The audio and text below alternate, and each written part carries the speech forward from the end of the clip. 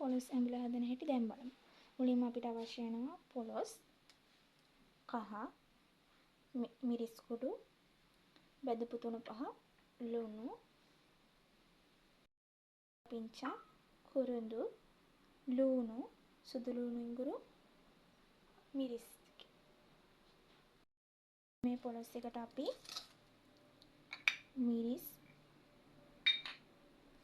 බෙදපු 3-5, කහ සල්පයක් එකතු කරගෙන හොඳින් මිශ්‍ර කරගන්න ඕන.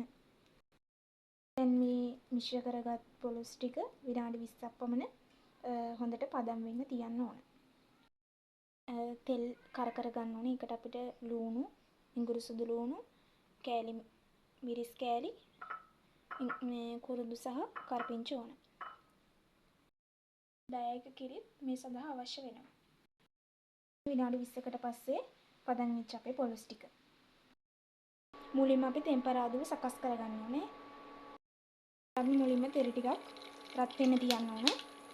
තෙල් ටික රත් වීගෙන ටික සුදු ලුණු සහ ඉඟුරු හොඳින් බෙද ගන්න ඕන.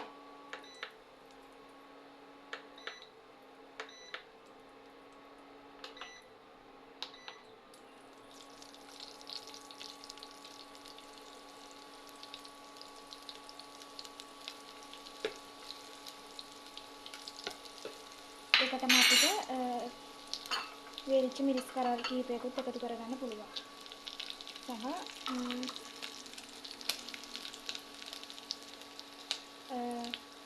කරපිංචා සහ කුරුඳුත් එකතු කරගන්න. ඊට හොඳින් බෙද ගන්න.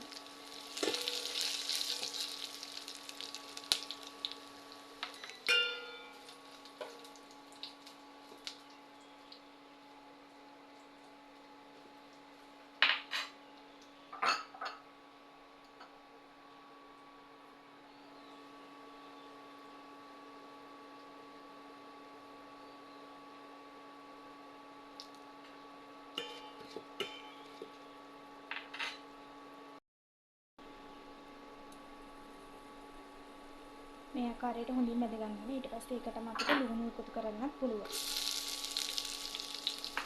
ඊට පස්සේ අපි හොඳින් කවලම් කරගන්න ඕනේ.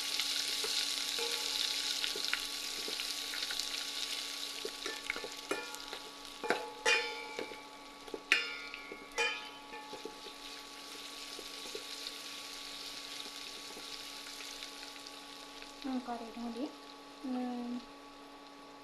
තැම්බෙන්න ඕනේ. ඔයගොල්ලන්ට මැටි වළඳපු වෙනවා නම් ගොඩක්ම රසවත් වෙනවා. එතකොට පොලොස් ඇඹුල ගොඩක්ම රසවත් වෙනවා ඇල්මිනියම් වාසනයක් වෙනවට වඩා. ඉතින් හොඳින් බැදුණු අපේ මේ තෙල් මිශ්‍රණය අපි ඒකට අපේ පොලොස් ටික දාගන්න ඕනේ.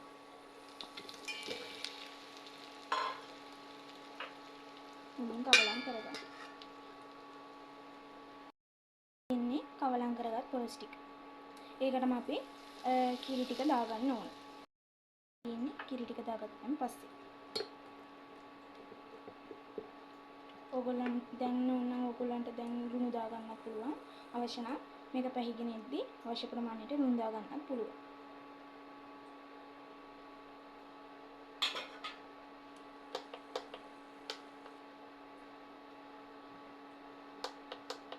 දැන් අපි මේක පැයක් දෙකක් අතර ප්‍රමාණයක් හොඳින් පිස ගන්න ඕන.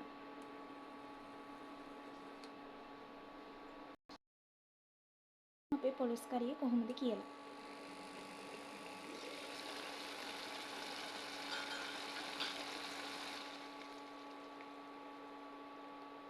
මේ තියෙන්නේ පොලොස් ටික හොඳට තැම්බිලා.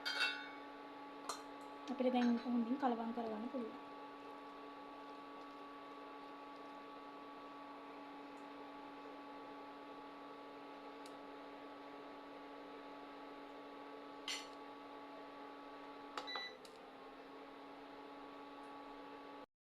අවශ්‍ය පදමට ලුණු බලලා මේක ලිපෙන් බා ගන්න පුළුවන්.